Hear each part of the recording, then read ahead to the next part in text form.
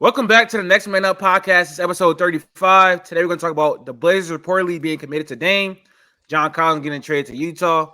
We're going to rank the last 10 MVPs, and we're going to revisit 2022 free agency and grade some picks for those free agency moves. Before we get into the episode, I'm going to ask you guys to like the video first, subscribe to the channel, tell a friend and tell a friend. All of our social media is up there at the top. If you could subscribe to the channel, follow us on Instagram, follow us on Twitter, and follow us on TikTok. Before we get into the episode, I always got to ask Jaedon and Max how their day's going. Good. All good. Ready to Feeling record. great, man. About some At the basketball. gym, all that. I'm ready. Yeah, but I had work at like 9:30, but I got off at like 5:30, so it was a pretty good day to get off that early and to get on the podcast. So I'm ready to get into it though. First up, we got Dame being committed to the Blazers. Now we heard reports from like multiple people, mostly Chris Haynes, that he was going to go talk to the Portland Trail Blazers.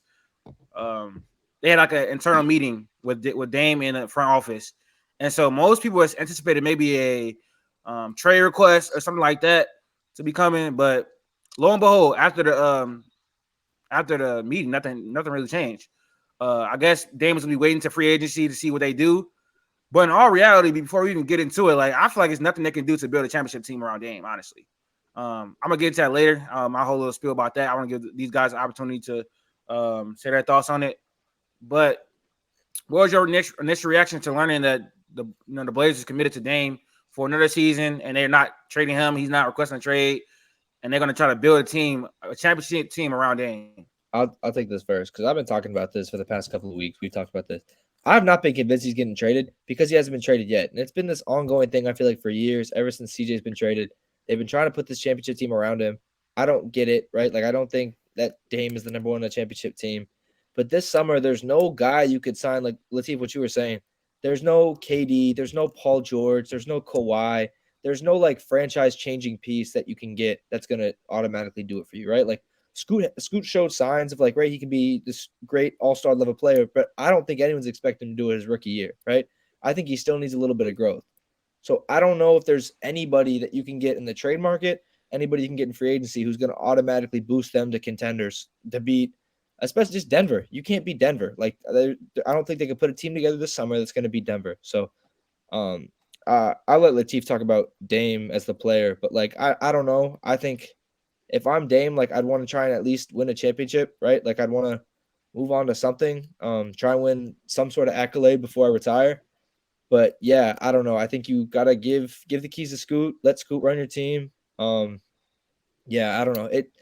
This just doesn't make sense to me. I don't get why teams want to be in like this state of mediocrity. Like Portland has to know that there's like, unless it's some miracle run, there's no way that they are competing for a championship at the end of next year, right? Like there's no move they can make realistically it's going to make that work. So I don't understand it. I don't get this on both sides. I don't know why they want Dame. I don't know why Dame wants to be there, but for some reason they both just want to keep sticking it out. You want me to go, Chief? Yeah, go ahead. I'm gonna go last. I got a lot to say. I ain't gonna lie. All right. So my initial reaction was literally this. Dame, you are not him, bro. I don't know why you're so hell-bent on staying loyal to this organization. I understand that you think that you can get it done, but obviously you can't. You have pieces like CJ McCollum. You have pieces like LaMarcus Aldridge, and I'm not calling those players superstars, but Portland has showed that they're not going to build a team around you to contend for a championship. It's been, I don't know how many years. I think you came into the league 2012, 2013. It's been like 10 years. You're getting older, bro. You're not the person to carry a team to a championship. I don't know if you're not getting that. I think I saw like a package or something the other day where it was like they were trying to get Paul George or something. You and Paul George are not getting it done, bro. I'm sorry to say that. Kawhi is a much better player than you, in my opinion. I know a lot of injury concerns goes into that, why they haven't made it that far. But if Kawhi and Paul George haven't got it done, what makes you think that you will? I don't have too much to say. I know, Latif, you got a lot of stuff to say, and then you're going to go in depth. So that's all I had to say. Speaking of Paul George, Dame needs to listen to Paul George. On Paul George's podcast, he literally said that he doesn't feel like he's a one. And I feel like Dame needs to take that advice. You're not a one on a championship team. The farthest you take this team to is the Western Conference Finals. I know you run into the Warriors a lot of times, the best teams ever created. I get that. No one's blaming you for those L's, but it's not like this the only time you lost in the playoffs. You lost to Memphis. You lost in San Antonio. You lost to the Pelicans with AD. Not to mention, in that series, you got outplayed by Drew Holiday and Rajon Rondo.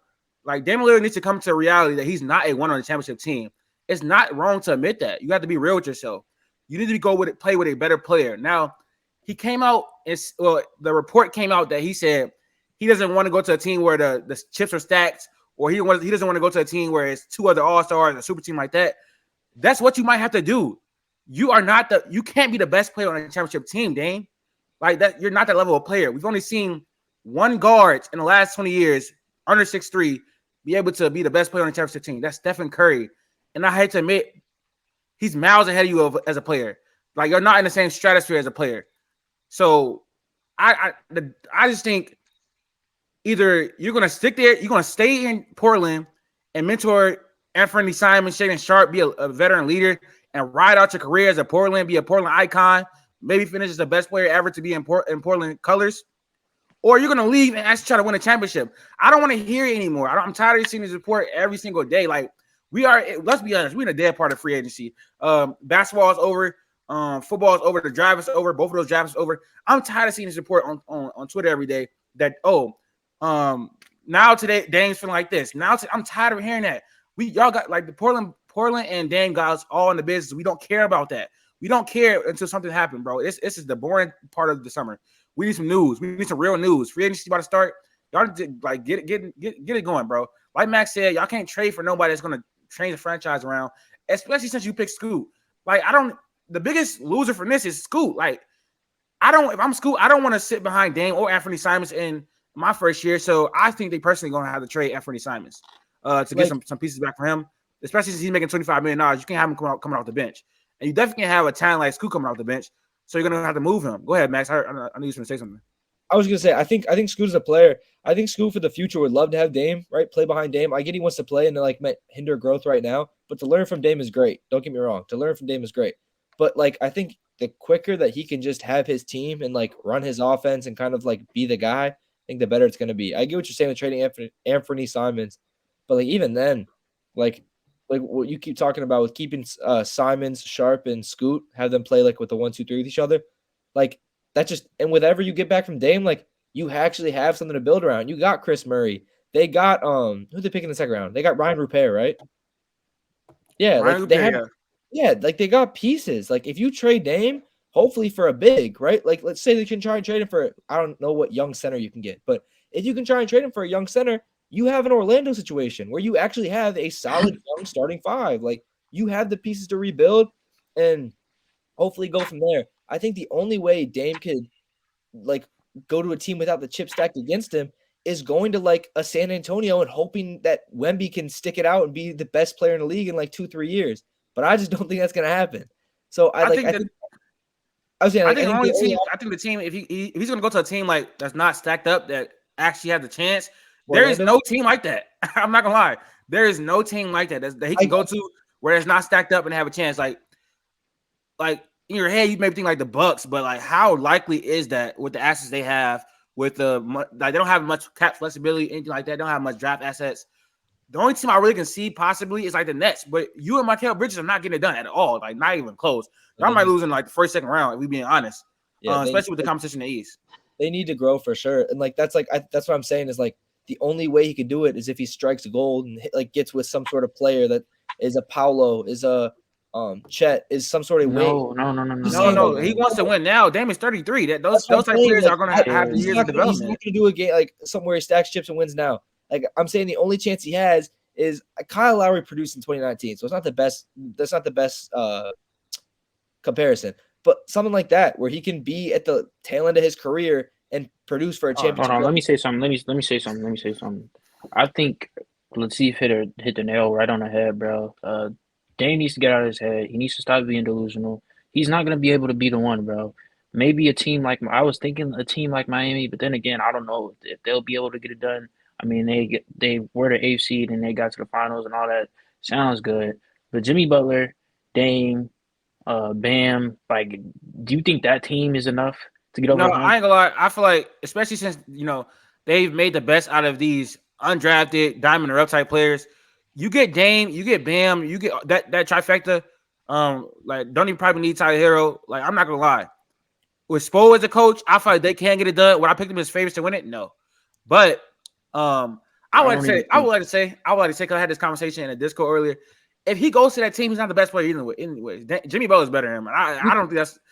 I think Jimmy Butler's better. I would say Jimmy Butler's better but too. you think Dame's the number one option as a scorer? Yes. Is he the best player on the team? We had this debate, and I disagreed. I agree. I think Jimmy's the best guy on that team for sure.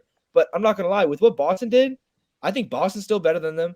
I think a healthy Milwaukee is still better than them. Both teams are better. I don't know how we can say a Boston team is better and they just beat them. Especially like they were up 3-0. Yeah, it's Porzingis that much of a new. Like, what are we talking about, Max? You get Dame with a team you just beat, and you get Porzingis. Like, what are we doing? Like, that's how much is Porzingis a need mover? How much is Dame a need mover? Miami, they're going to be giving up Tyler Hero, right? Who does not play at all in the playoffs, and they don't really need him, and he sucks in the playoffs. Again, I want to keep saying that he's trash in the playoffs. So you're gonna need him more than Tyler Hero. One, you're gonna need him more than Tyler Hero. Tyler Hero, Nikola Jovic, Kyle Lowry. Those are all 3 expendable pieces, and then picks. They don't have that much to give up, and they have to match contracts. Maybe Duncan Robinson. What's Miami's biggest issue? What's their biggest problem? Scoring. I'd say size is also a pretty big issue. They're a short basketball team, and you added Porzingis, who's a huge forward, right? Their lineup only gets bigger. So I get it. I get what you're saying. Like their team though, like right now though, Boston's team is pretty big, and they're probably going to bring in a point guard in free agency. I'd be shocked if Boston makes no more moves. I think Boston with Brad Stevens is so far done too much as a GM, or he's shown like he wants to make these plays to not make a move at a point guard for free agency. So I think they will make another move, not anything big, but I think they'll try and look to sign somebody. But I think Boston is still better, and I still think Milwaukee healthy in a healthy 7-game series. I get Giannis came back at the start of that and whatever midway through that series, but I think a healthy Milwaukee team is still better. I don't know.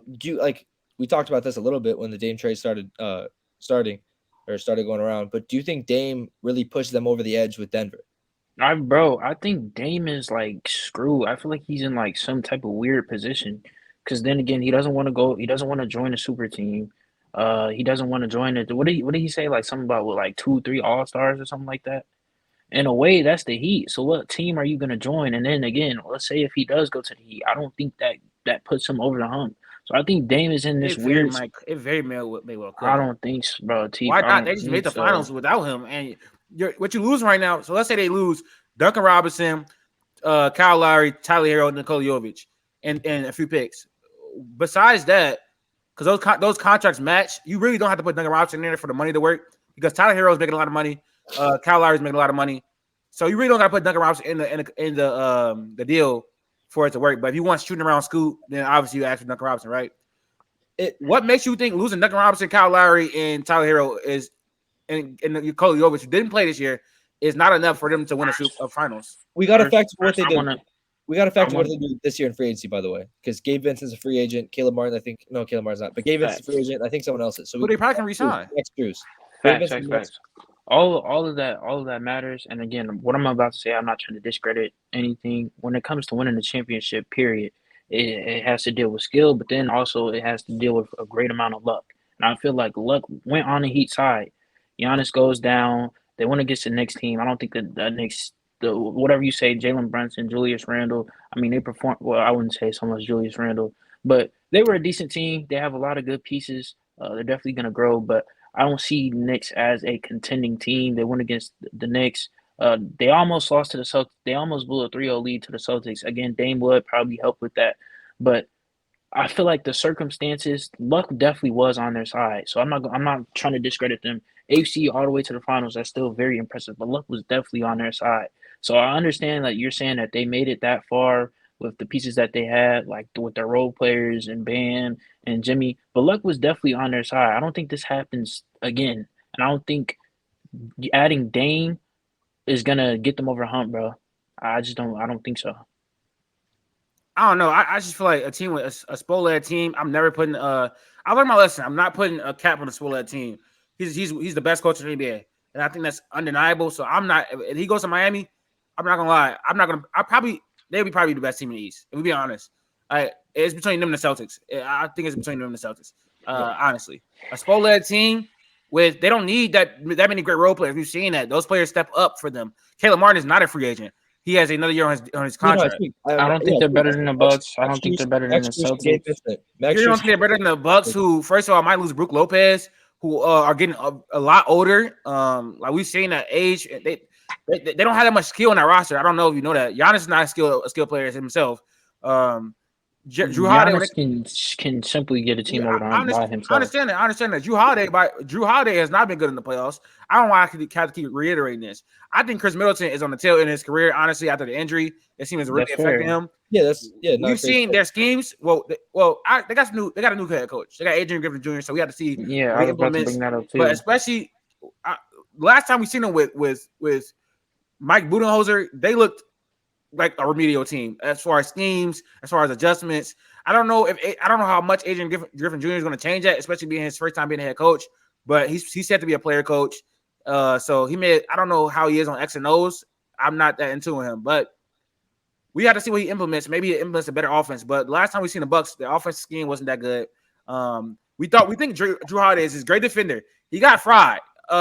That's a matchup problem, bro. He's going against a 6'7" Jimmy Butler, bro. What much are you gonna do? Top 10 basketball player Jimmy Butler. Top 11. But yeah, so I don't know. I would pick them. I'm not gonna lie. I probably either have them or the Celtics. I think getting Damian Lillard, a top 12 player in basketball, or arguably top 12 player in basketball, that great of a scorer. 15, top 20.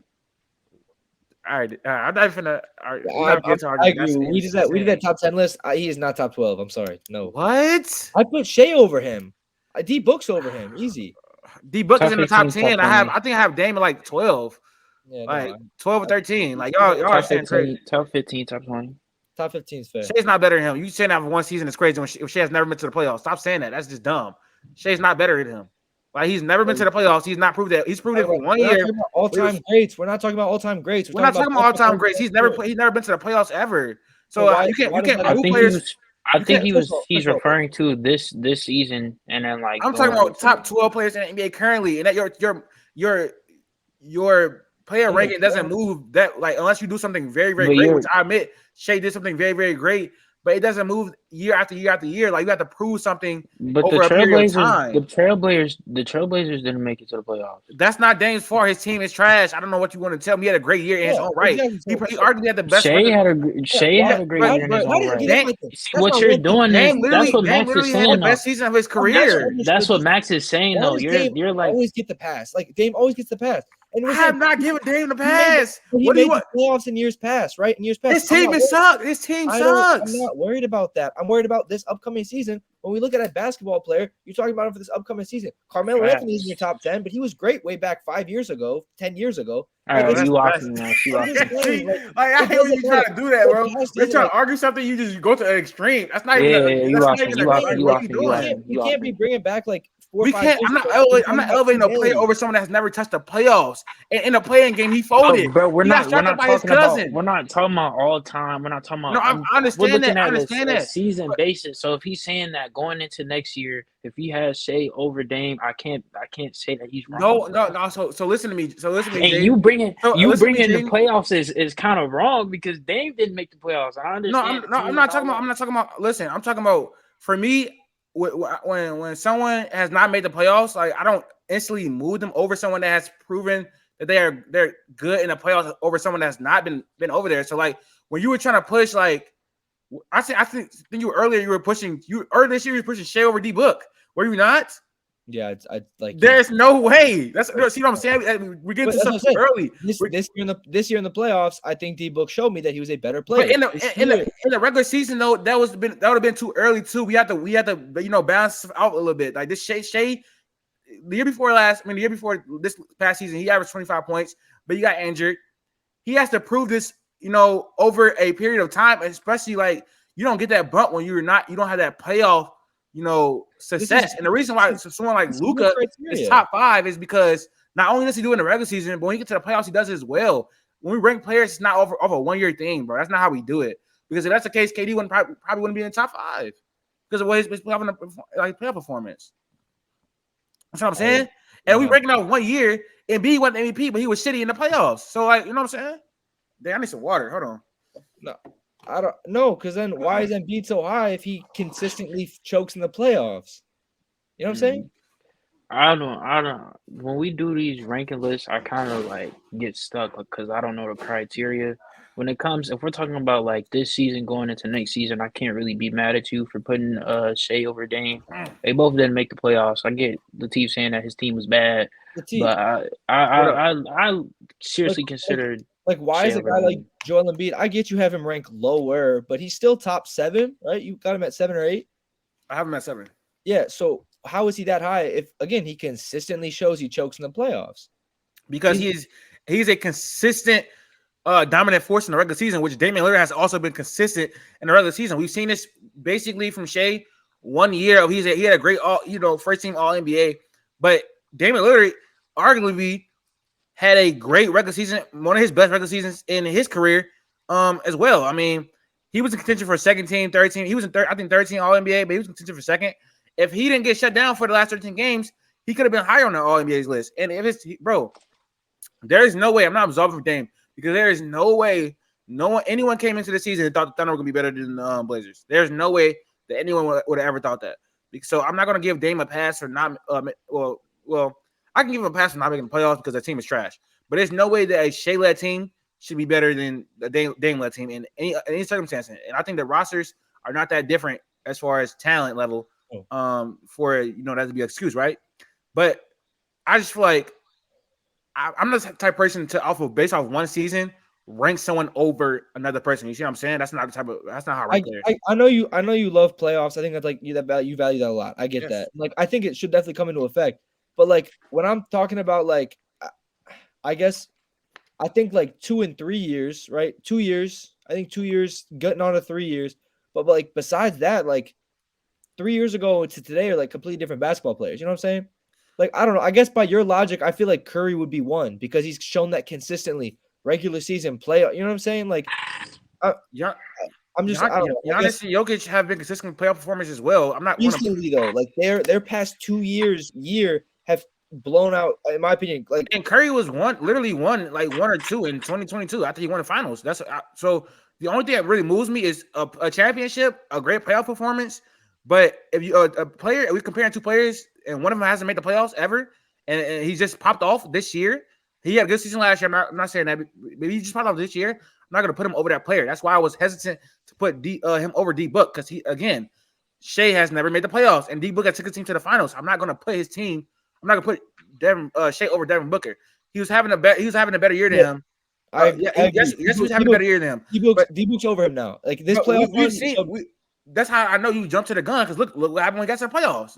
This is turning into a whole different thing. He went to the finals in 2020. You know what I'm saying? Like he went to the finals in 2021, and I still feel like I'm not saying they're empty stats, but like I feel like D Book when he was young, like playing for the Suns, like I think what Shea is doing for the Thunder right now is better. You know what I'm saying? Like even though he's on a bad team, he's putting up. Of course, but his teams are better. His team is better than anything Devin Booker has ever had. Last year's team was not good. This year's team got better because of like he had some breakout people. But my big thing for him over Shea is offensively, obviously Shea's a better Dame's a better scorer, right? Score the basketball, better shooter, right? Shea's defense is far better. Yes. Shea's playmaking, I would tell you, is better. I think that's close. I think the playmaking is a little bit close. I think the farthest gap is defense. We're not going to talk about this. Let's get into the next topic. But we'll hop into the next. Like we'll talk about this later when we talk about PG rankings and everything. We'll come out to full rankings and everything in the summer, like farther in the summer. All right, that's cool. Yeah, I agree. I don't want to get too hung up on that. But next topic, you got John Collins traded. Is my mic loud, bro? I was a little bit. In the TikTok, I was screaming. Is it better now? Is it better now? It sounds like bass boosted. Is it better now? Is it better now? Yeah, you're good. Jaedon, it's still loud. All your mics are loud. PlayStation. I'm turning it down. Hold on. Is it better now? No, is it better now? Yeah. All right, cool. Anyways, John Collins got traded to Utah for a bag of pennies and a 2-pick and nothing. He got traded for nothing. Why does Atlanta hate him so much? It's his contract. He got traded. No, what do you mean? Why they hate him? Like, I'm sorry. There's so many worse contracts and so many worse basketball players to hate. They wanted to trade him for the past 2 years. I'm not explaining why they traded him. But I mean, he's been kind of outcast. His role has changed and diminished like Yeah. by a lot. Like he was their pick and roll dunker spot type of guy, and then he got pushed to being a corner shooter. So I mean, I'm kind of happy for their team. Like the way the direction that they're trying to go, I think moving him was pretty smart. We're gonna start to see we're gonna start to see the new effects of the CBA really fast. We starting to see it already. Teams are gonna have to like really consider what they're giving these players as far as contracts. We just seen that with John Collins. They gave him a $25 million contract. I want to say 2 or 3 seasons ago, and now that contract looks terrible because of the level of player he is. For the last 3 seasons, he has decreased as a player. Like all his efficiency numbers have gotten worse. So I'm not gonna give $25 million to someone that can literally shoot a 3 and dunk. That's all he can do. He's really relying on a point guard. Really Do relying you on point think guard that play. do you Go think ahead. he's regressed as a player, or you think it's because of the role that they're putting him in No, I think and he's the other regressing. pieces they're putting around him? Trae Young. I think he regressed as a player. And the Hawks didn't want to get into that higher tax apron while being a non-contending team. So that's why they had to move John But Collins. what makes you say that he's regressed as a player? I would say he's regressed as a player because even before DeJounte Murray came, right, all of his numbers went down, like for the past 2 seasons. But literally over the past 2, 3 seasons, he's literally been pushed into a corner sitting type of guy. Like the offense is He not has no catered toward. self-creation ability, Jaden. But they took away his best asset. You know what I'm saying? They're not letting him Yeah, play basketball. they're not letting.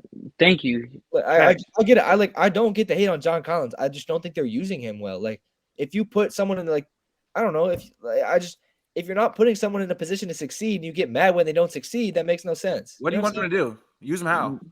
Like He's he was he's a good. lob threat. Put him in the dunker spot. Do something. He shouldn't be sitting in the corner not doing anything. Like do something. He's not a 3-point shooter. When he came into the league, bro, of course he was somebody who could step out and hit the three sometimes. But if you're literally putting him in the corner and expecting him to do some stuff, like that's not his role, bro. That's not who he is as a player. So if you diminish his role, if you try to change him and put him into something that he's not, of course he's gonna regress. But I don't think he's regressed as a player personally. I just think it's the role that they put him in. They're setting him up for failure, basically. Well, not fail. They're not trying to like. Yeah, no, I get what you're saying. I think I'm not gonna say they're setting up for failure, but I agree. I don't think they're putting they're not using him smart. You know what I'm saying? Yeah. I don't know. No, so for me, this is just showing the new effects of CBA. This is gonna become a real trend. He just got traded for Rudy Gay, who averaged 5 points last year on 14 minutes of his playing time. In a second. So by not moving off of John Collins when his trade value has been highest for the last 3 seasons, you got a second-round pick and Rudy Gay for John Collins. So I think they also got a trade exception. So this is the really big thing of the CBA, that teams that are going to be high in that tax apron who don't want to pay that tax, if you're not a contending team, it's not worth it. And I think Atlanta knows that they're probably not going to be a contending team next year. So they probably regretting the DeJounte Murray trade. They probably regretting extending DeAndre Hunter.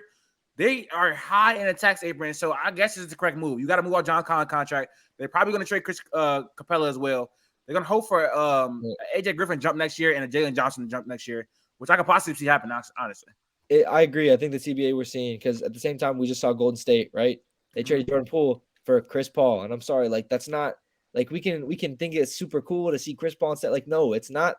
It's not the Jordan Poole haul you wanted, right? Getting Chris Paul, having to attach a first and a second to get off his contract is bad. We see Phoenix shopping DeAndre Ayton, right? I agree. Latif, we've talked about this since that Phoenix series. We've talked about this. We've talked about how bad these contracts are getting, and it was the Timofey Mozgov that summer, right? Timofey Mozgov, the Well Dang, right? Teams were getting their contracts off for years, and I feel we never thought we were going to see anything that bad. And now we're just seeing part 2 of that, right? Everyone's signing to these big contracts, and now everyone's trying to get them off the books. So I don't know. It's getting ugly, but I guess teams got to make the best of it. It's what we talked about for draft day with when I said I didn't like what they drafted with Kobe Buffkin, right? The Hawks. And it's not anything against Kobe Buffkin. It's just that they didn't make smart moves, right?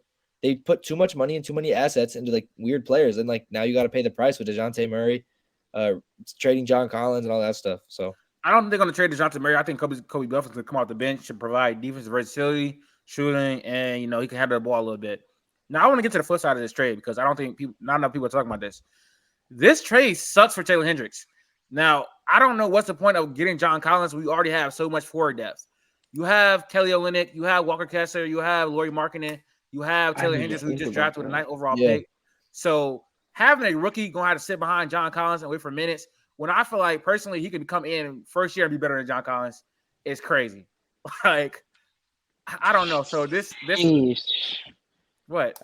That's good, bro. I didn't even think about Taylor Hendricks, bro. That's bad. That's actually bad. They just I didn't get the Taylor Hendricks pick when they did it at first. Then Max made me rethink about it because obviously they could use another forward. But you already have Kelly Olynyk off the bench. You had that dude from Kansas last year as a backup center as well. So you have a lot of forward depth. You have Kelly Olynyk, who's probably not gonna get any minutes either. And Kelly Olynyk, I'm sorry, that's fine. I'm not a Kelly Olynyk. Yeah, I understand that, but Kelly Olynyk was good last year. I don't know why you're trying to act like he wasn't. He was good. He could shoot the ball, but like defensively, that front court was gross. Besides, John Collins is amazing on defense. Oh my god, he's gonna come in and bring us so much defense. I'm not saying that. I'm saying Kelly Olynyk is not like this guy you want on your team. I think Taylor Hendricks and John Collins should both start over him. I think it gives you like versatility, and I think like it lets you have a lot of guys talking to Taylor Hendricks, right? You got a lot of people. You got Walker Kessler defensively. You got Lauri Markkanen talking offensively. Like you have a lot of guys talking in his ear.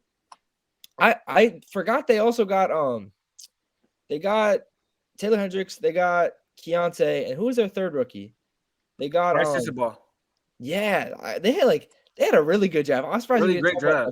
They turned that around really well. But and also, I just don't understand it from this standpoint because they got Sensabaugh too as a forward. No, she's a guard.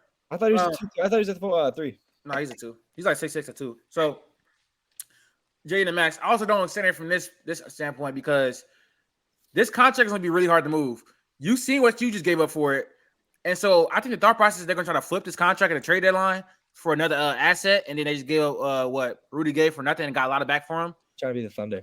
Yeah, but I feel like with John Collins' level of play, his contract, it's gonna be hard to move out this contract. It's not gonna be that easy as they think it is.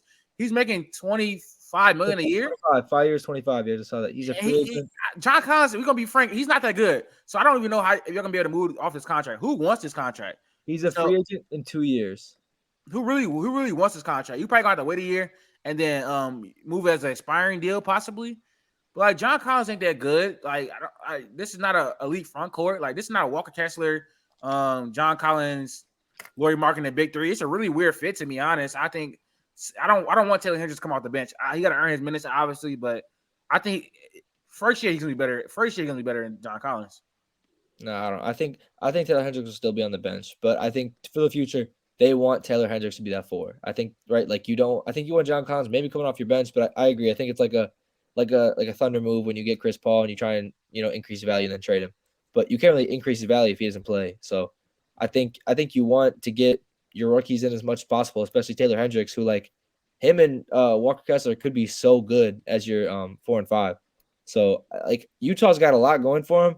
I'm not gonna I hope this works for him. I hope they can flip this for something because they have a very underrated core. They have pretty good youth, pretty good development so far. With Lauri Markkanen, Walker Kessler, Sexton's probably not the answer. He's getting paid too much money.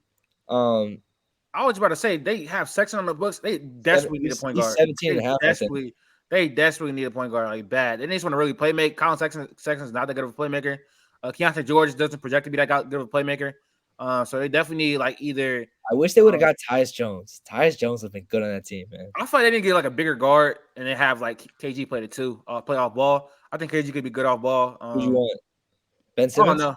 Ben Simmons? I knew that was traded there earlier. Or that was Ben Simmons would be kind of tough. That was mid-time last year. I remember seeing like some sort of rumor that it was when Russ got traded there. It was when Russ got traded there. There was a bunch of stuff where it was like, oh, would you do a straight swap? So that'd be interesting. Ben Simmons. If he can actually, he's got to like somehow trade John Collins to the. He's got to remember how to play basketball a little bit though. I feel like that could work for him. That low environment, Defensively, if he can play defense, it takes a lot of pressure off Keontae. Size-wise, it works. He got spacing around him as well. He got spacing around him with Lauri. It just depends on how Taylor can shoot. Mm-hmm. Taylor Hendricks needs to be able to shoot, but that's fine. If Walker Kessler is the only guy who can't shoot the basketball, if Keontae, Lauri, and Taylor Hendricks are snipers, I'm fine with that. Lauri's a good shooter. Keontae's a good shooter. You just got to get Taylor Hendricks in there. But I think the team could work, but I'm not going to I guess if you can trade John Collins, that's fine. But I'm not going to trade some valuable pieces to get Ben Simmons for an experiment. All right, let's move on to ranking the last 10 MVPs. Y'all can go ahead and take it away. One of y'all. Jaden got it. I got my other topic that I got to talk about. Wait, so I thought we were going with your list, Latif. Oh, We are. That's why you got to ask me. And you got to ask the question. A little closer to the camera, man. You go closer to the camera for me. Do you want me to do it? You can do it. You can do it. You can do it. So I got to lock in like a TV. Bro, you weird, dude. Come on, bro. Okay. All right, so we are now going to rank the last 10 MVPs. No, that's bad. Yeah, now we're saying now is crazy. Like that was that. Okay, it wasn't that bad, bro. No, it was bad. It's all right. This is just, it's like, I think it's funny because this is still live, but like, it's just how it goes to make TikToks. Wow, I never realized how good Latif is at just coming out of these out with the blue. You know? It doesn't take much skill. You literally just say it. Let's rank the last 10 MVPs. You got to redo that. And you lagging. Is he lagging on your stuff? Yeah. Jane, do you want to do it? I've tried twice now. You did it well. You just started lagging. All right, let's rank the last 10 NBA MVPs. All right. So my list is 2016 Stephen Curry, 2020 Giannis, 2015 Stephen Curry, 2022 Nikola Jokic, 2014 Kevin Durant. Oh, I gotta say the numbers. My bad. Okay, this is gonna look crazy on camera. Anyways, at number 1, I got 2016 Stephen Curry. At number 2, I got 2020 Giannis. At number 3, I got 2015 Stephen Curry. At number 4, I got 2022 Nikola Jokic. At number 5, I got 2014 Kevin Durant. At number 6, I got 2019 Giannis. At number 7, I got 2017 Russ. At number 8, I got 2018 Harden. At number 9, I got 2021 Jokic. And at number 10, I got 2023 Joel Embiid. Now, let me get to explaining with my list. And y'all can offer y'all, thoughts and stuff like that, or if y'all disagreements. Let me ask Jay, you had anything different than me? I mean, I feel like possibly you could switch 19 and 17 Russ. Possibly. 19 Giannis and 17 Russ? Yeah, 19 Giannis and 17 Russ. Are you high on that year? He was 6 seed. So that's a really big thing.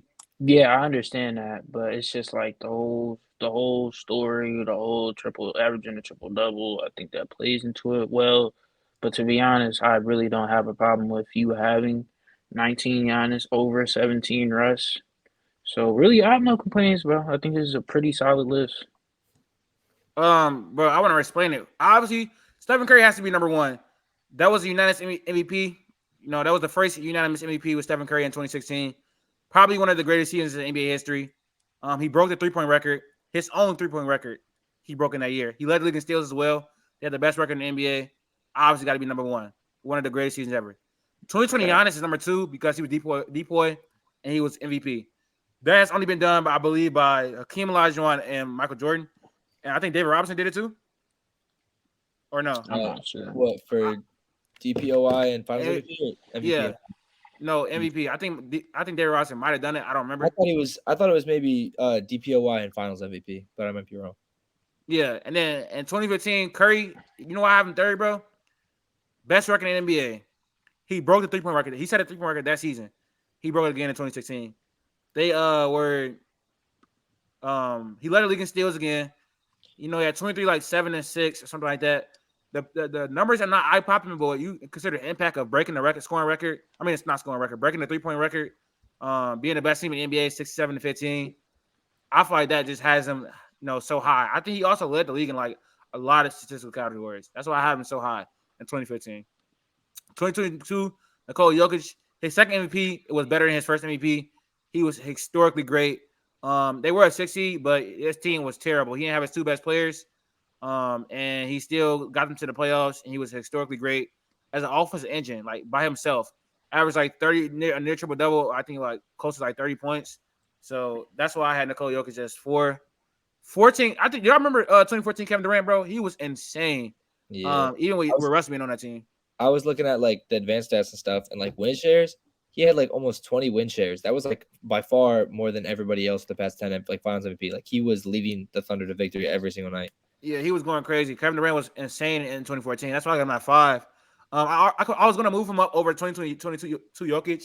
I was debating that in my head. That was like an argument for me. I feel like Kevin Durant would be a little bit higher. That MVP season, it was really great. Then I had 2019 Giannis. He was great on both sides of the ball. He finished second in DPOY voting. He was great on offense as well. So that's what got him at 6. I don't think it's better than Kevin Durant MVP in 2014. In 2017, I got Russ. Now, you could argue Russ would be higher. I understand what Jaden's saying, but man, he was a 6 seed. That's so I understand he was 6 seed. Jokic was 6 seed as well. I feel like the averaging triple double thing is kind of overrated to me, honestly. They did lead to wins most of the time. He had a very good record while getting those triple doubles, but I think that was a little bit overrated. He was chasing a lot of those triple doubles. I understand, obviously. I think Steven Adams used to say like letting Russ get the rebound led to a transition, and it was more effective in transition when Russ had the ball and we started to break. But I just feel like that season, why it is historically great, is a little bit overrated. What you think about Max? You're the Thunder fan. I want to get your take on that. Yeah, I had Russ. So I don't know. I think what you were just saying with the 2015 Curry, I had that one ranked pretty low. I looked like just looking at it like I have 16 Curry 1, but I didn't have 15 Curry as high. I think Russ is up there. I do agree. I took him. You got to take the record into account, right? He had a great individual season, but team wise, like if they didn't have Russ, that team's terrible, right? Yeah, like let's not like talk about that. But he didn't lift them to be a number 1 seed like all these other MVPs have been doing. But yeah, I had Russ 6. So where do you have 2015 Curry? Because did you take account that he literally set a 3-point record that season? 2015 Curry was ridiculous too. He set. You can call me a hater. I literally have him 7. Yeah, I got him at 3 just because that's a historic everybody in front of him. I think everybody in front of him, I think, is deserving to be better than him. But Curry, you're looking at stats, yes. You're looking at pure stats, of course. But we talking about impact. Stephen Curry, they had the best record. They had one of the best records in NBA history that year as well. I agree. I think 16 Curry was that much better to put him 1. So I don't know. Maybe you can call me up. You can say I'm hating or whatever. Maybe I don't remember as much as I thought I did, but I got him lower. I'm not saying you hating, but I just feel like if you're gonna look at the base stats, yeah, obviously everybody else on the other list had better stats than him.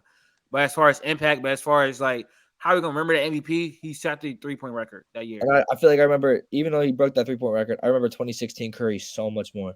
Yeah, I mean, yeah, because he was unanimous. Obviously, that's the first time that happened, but he made history in both of his MVPs, and you can't really say that about that many other people. Like he was really historically great in both of his MVPs. Can I say something real quick? Go ahead. I was thinking about this earlier when you sent your list. I was thinking about 2016 Curry. 2016 Curry was a different animal. And what I was going to say, like I thought you were going to slow it down a little bit. Actually, you kind of are. So I'm not going to get into that. But I think it's arguably 2016 Curry was like the best player in the league. Like I know you got mine. But Curry was a different animal. That's all I wanted to say. He was number 2 for sure. I was gonna ask because I saw this. No. Stop. I just saw this, and someone made a comment like, "Yeah, back when Curry was the best player in the world, was Curry ever the best player in the world?" 2016. I agree. No, he wasn't. Not 2016, but 2022. Yeah. Oh my gosh! LeBron was the best player in the world from like 2009 to 2018. I think 2016, you give it to Curry. 2011, 12, Derrick Rose. No, that's because you can't even say with a straight face. Nah, bro. Nah, because I feel like especially LeBron was better on both sides of the ball. Now Stephen Curry did lead the steals those 2 seasons, I believe. But that's not fazing me. I ain't gonna lie. I saw that somewhere, and someone was like, "Yeah, back when Steph was the best player in the world."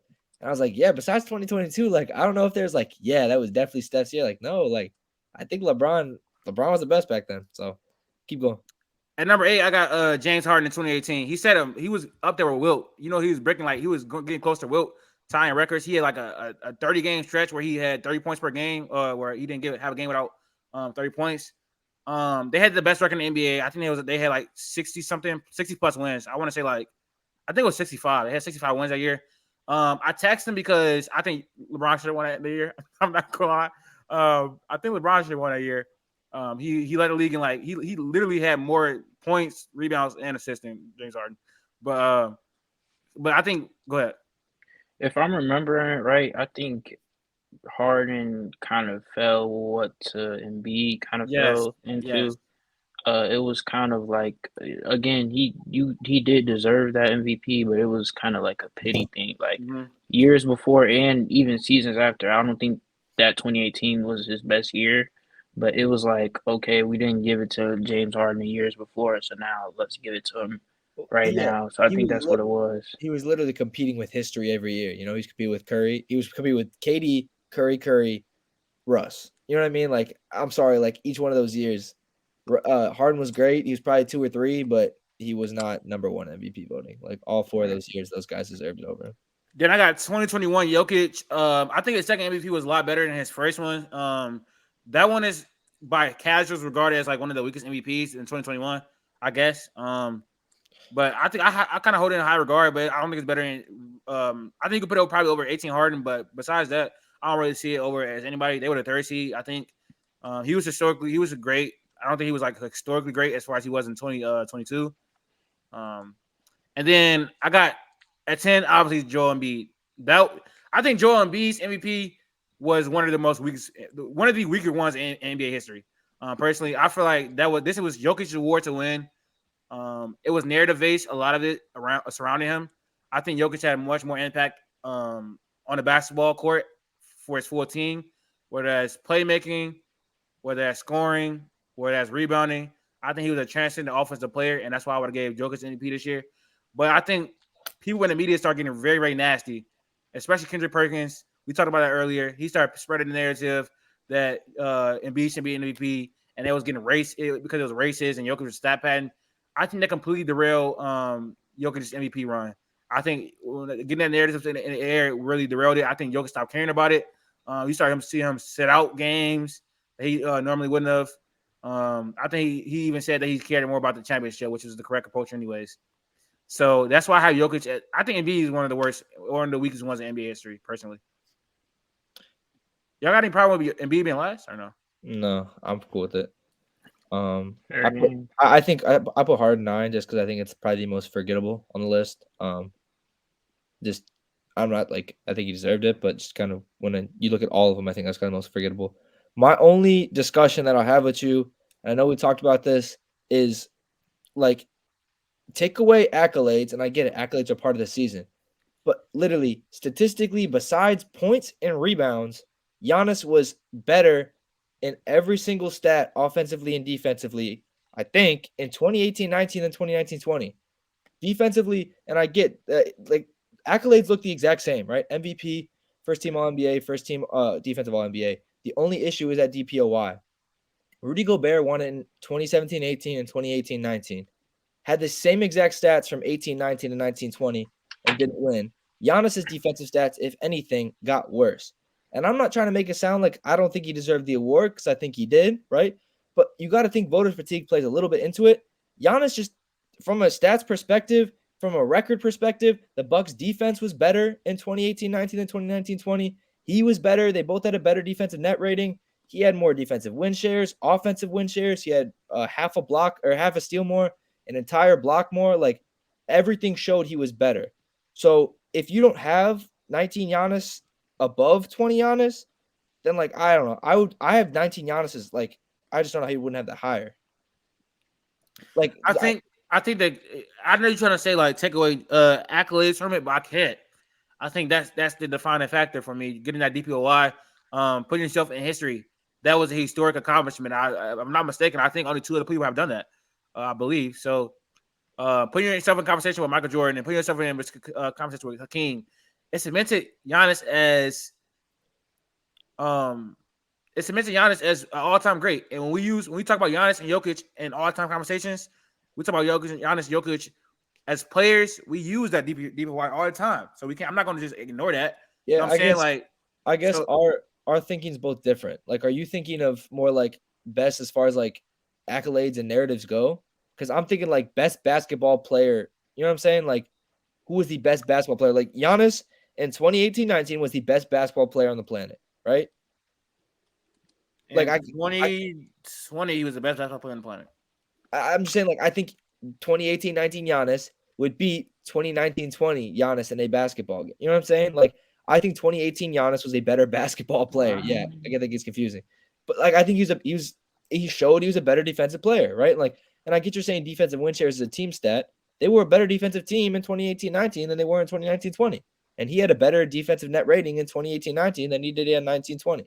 So I get the DPOY means a lot, but like, I mean, like Jokic won the last two. I think this year's Jokic, and I know what you think 2022 is better.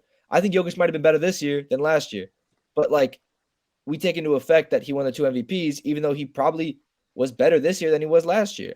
So I don't know. I think, like, I get it. Accolades mean a lot and trophies mean a lot. But like, when you count, like, take into effect that like there are voters and there are narratives that people have to, like, I guess, play out. That's kind of where I get a little hesitant to like just strictly go off that too. Yeah, I mean, can't be mad at the logic though. What's up? I can't be mad at your logic. I don't think I don't think it's a crazy take to make, but I just feel like personally that DPOI just what you texted with, like, when I said, like, originally when you said, like, I don't think anyone's ever said that, like, I've never heard anyone say it. No, I think because, like, I think a lot of people look at the stats and they look similar, and then you see that DPOY, and I think it does push a lot of people over. But like, just from every aspect, like, Giannis was a better player the year before than now. And like, he didn't even win the finals this year. That was the next year, right? He won the finals that next year. I know we're not taking that into effect, but maybe the best version of Giannis was that next year when he didn't win.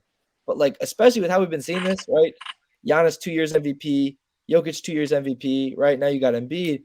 Like, I think there's a case to be made that Giannis could have won it that third time and Jokic could have won it that third time. You know what I mean? Like, as much as the NBA wants to say that voters fatigue doesn't play into it, voters fatigue definitely plays into it. Otherwise, LeBron would have how many MVPs? You know what I'm saying? Like, if voters fatigue plays into effect, and that sucks because then you have debates like this. But yeah, I don't know. I think it's tough. It's a tough debate, but I do think 18-19 Giannis definitely has a case to be above a couple other people, if not himself, in 19-20.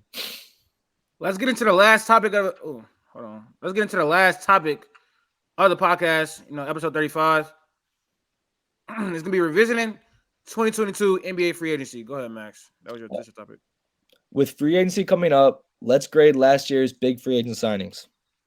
One, we have Jalen Brunson signing a 4-year, $26 million a year deal to the New York Knicks, rated A through F.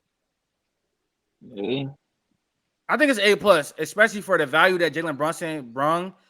Like, looking back at the trade, everybody thought that it was going to be they overpaid Jalen Brunson, but I want to say $27 million is cheap for Jalen Brunson at this point in his career. He's a top 10 point guard in the NBA. He just showed you he can play well in the playoffs for the second straight season. A+ deal. Jaedon, anything else? You good? Yeah, I agree. I'll say A- just because I think guards can't be the best player on the team all the time. But yeah, no, it was a good deal. They got to find another piece. Until they get money somewhere else, like, it keeps them at this mid area. You know what I'm saying? Like, I don't think you can't be a championship contender with this team. But you got to consider that $27 million for Jalen Brunson is a steal. Oh, a steal, especially when you pay a guy like Jordan Poole or DeAndre Ayton 35. I agree. A-. Anthony Simons, 4 years, $100 million. I'm gonna say C because we haven't really seen what it's gonna turn into. But if they're looking at trading Anthony Simons after this season, then it's gonna be lower, like probably like a D. I think he didn't prove enough to get that contract, especially at $25 million. So yeah. Hey, I'm gonna give that a D. I don't think he deserves that amount of money. And then looking at the direction that the Trailblazers should go in, yeah, I don't think giving him that money was smart. But yeah, I'm gonna give it like a D. I don't know. I don't really have a letter. I guess, like, I'll put it in the middle. So if that's a C+ or C-, C, I don't know, because it all depends on what they do with Dame. If Dame leaves, obviously he gets more of a role in the offense. If Dame stays, he turns into more of a backup. So I'm not sure what's gonna happen here. If they trade him, I guess that works. It all just depends. I think he's the one guy on this list where, like, I really have no idea what's gonna come out of it because I just think there's so many variables to play into it. Next up, Bradley Beal, 5 years, $251 million. I'm gonna get this an F, obviously, because first of all, you traded him after one season after signing him. You gave him a no trade clause, which really hinders your flexibility as a team. You really could not get a great deal for him back in return. So I'm gonna give them an F, obviously. Yeah, it's pretty self-explanatory. F. Zach LaVine, 5 years, 215. F. F. He's not worth that contract at all. I think $55 million on average is extreme for Zach LaVine. For a top 40 player in the NBA, that's definitely not the type of money you want to be giving to him. He cannot be the best player on the championship team, and so he should not got that top contract. Yeah, the Bulls suffer from wanting to stay in the mix. They suffer from just loving to be mediocre. Like T said, for that caliber of player, for that amount of money is not the right place to go. They honestly should be. I know that there's a lot of talk to them like trading him to New York or something. They need to get rid of everything. They need to rebuild. Like this team needs to be broken up. Vooch should be gone. I don't know why they want Vooch. I know this isn't like a part of like degrading the free agents, but yeah, F for sure. Oh, I think you said 55. I think LaVine's only getting paid $43 million a year, but still, it's a lot of money. At the end of his contract, like when the years go on, I think one of them is going to be like 50, so maybe million. It's low now because it's an average of 43 million a year. But I'll put it a D. I think it's a better deal than Bradley Beal, but still, yeah, I'm not a fan. Not that much better. I mean, you could at least trade LaVine for a first round pick. I don't think. I mean, you could trade. It'll be more than one. Huh? No, I'm mistaken. His last year was $48 million. But I'm just saying, like, I think Bradley Beal didn't even go for a first round pick. I get the pick swaps we talked about, but I think LaVine could definitely at least go. You know what I mean? He has some value. So he's probably gonna get like 2. He doesn't have a no trade clause. It depends on what team, but yeah, I agree. The no trade clause helps. Lastly, DeAndre Ayton, 4 years, $133 million. Latif, go first. That's an F. He definitely didn't deserve that, especially after dropping off in the playoffs. You guys extended him instead of him letting him walk. If you're going to sign him to this money, you should have just did a sign-in trade with the Pacers. But instead, the contract is terrible. You have Bradley Beal now. You're cap strapped. You can't move him, really. I think they've tried to move him this offseason, and no team wants to do it. So for that level of player, for arguably a fringe top 10 center in the NBA, no. F. Yeah, I'll say F. It's tough. It's tough. I think he's a good basketball. He's a basketball player. I'm not going to go anything against that. He's just not worth. There's very few players I think who are worth that much money, and I don't think he's worth that right now.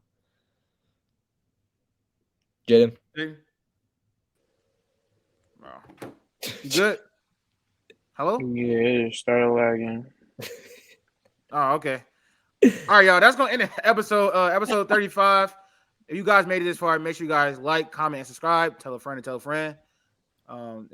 Subscribe to our YouTube channel, follow our Instagram, follow our Twitter, and follow our TikTok. Thank you guys for coming back and watching. If you're new to the channel, definitely subscribe. We're gonna continue to push this content out. It's low-key been on like an everyday basis. We've been dropping videos, so we may be dropping videos every day. We have a lot of content. We have a lot of TikToks. We have a lot of segments to drop. I still have some ones to drop from the last episode. So honestly, it's gonna be we're gonna see a lot of our faces over TikTok, over Instagram, over Twitter, over YouTube. We're gonna just push it and push it in y'all face until y'all like it. And so we can pause. Pause. That was crazy. Until y'all like it, and, you know what I'm saying. So we can get our subscribers up. Anyways, that's gonna be it. Not a good one.